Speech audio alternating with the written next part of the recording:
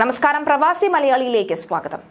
തൊഴിൽ നിയമലംഘനം നടത്തിയ പ്രവാസികളെ വിവിധ മേഖലകളിൽ നടത്തിയ പരിശോധനയിൽ പിടികൂടി അറസ്റ്റ് ചെയ്തിരിക്കുകയാണ്.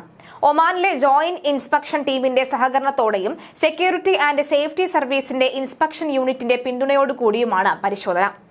ഒന്നിലധികം ലംഘനങ്ങൾ നടത്തിയ 1500ഓളം പ്രവാസികളെയാണ് രാജ്യത്തിന്റെ വിവിധ മേഖലകളിൽ നിന്നായി അറസ്റ്റ് ചെയ്തിരിക്കുന്നത്.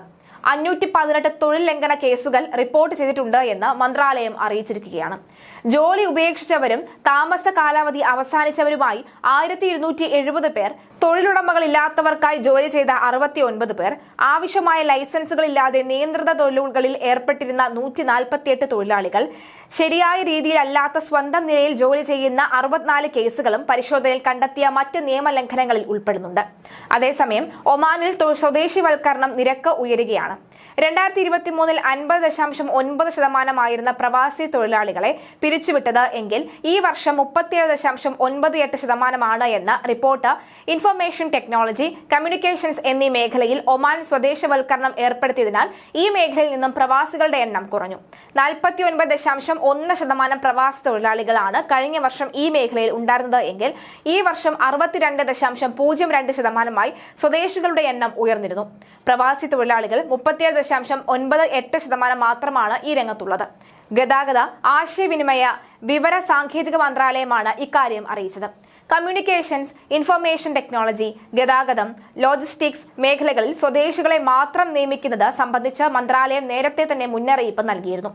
2024 ജനുവരി മുതൽ സെപ്റ്റംബർ വരെയുള്ള കാലയളവിൽ 1728 തൊഴിൽ അവസരങ്ങളാണ് ഒമാനിലെ ഇൻഫർമേഷൻ ടെക്നോളജി കമ്മ്യൂണിക്കേഷൻ മേഖലയിൽ ഉണ്ടായത്. ഇതിൽ 80% സ്വദേശികളെയാണ് നിയമിച്ചിരിക്കുന്നത്. ഇവിടെ എല്ലാ ജോലിക്കായി നിയമിച്ച പ്രവാസികളുടെ എണ്ണം വളരെ കുറവാണ്. അതിനാൽ തന്നെ ഈ മേഖലയിൽ വലിയ ജോലി സാധ്യത ഒമാനിൽ ഇല്ലെന്നാണ് മനസ്സിലാക്കേണ്ടത്. 33 തസ്തികകളിൽ പുതുതായി ജോലിക്കായി അപേക്ഷ ക്ഷണിച്ചിട്ടുമുണ്ട്. ലീഡർഷിപ്പ്, സ്പെഷ്യലൈസ്ഡ്, ടെക്നിക്കൽ എന്നീ വിഭാഗത്തിലേക്ക് ഇപ്പോൾ അപേക്ഷ ക്ഷണിച്ചിരുന്നുവെങ്കിലും സ്വദേശികൾക്കാണ് മുൻഗണന.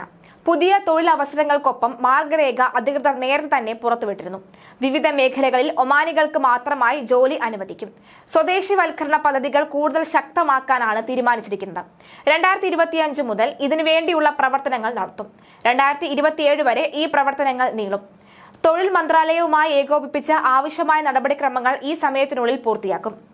ഗതാഗതം, ലോജിസ്റ്റിക്സ്, കമ്മ്യൂണിക്കേഷൻസ്, IT മേഖലകളിലായി നിരവധി പ്രവാസികളാണ് ജോലി ചെയ്യുന്നത്. സ്വദേശികൾ കൂടുതലായി വരുന്നത് വിദേശികളെ വലിയ രീതിയിൽ ബാധിക്കുമെന്ന് ഉറപ്പാണ്. വിദേശികൾക്കുള്ള പുതിയ തൊഴിലവസരങ്ങൾ ഗണ്യമായി കുറയ്ക്കുകയും ചെയ്യും.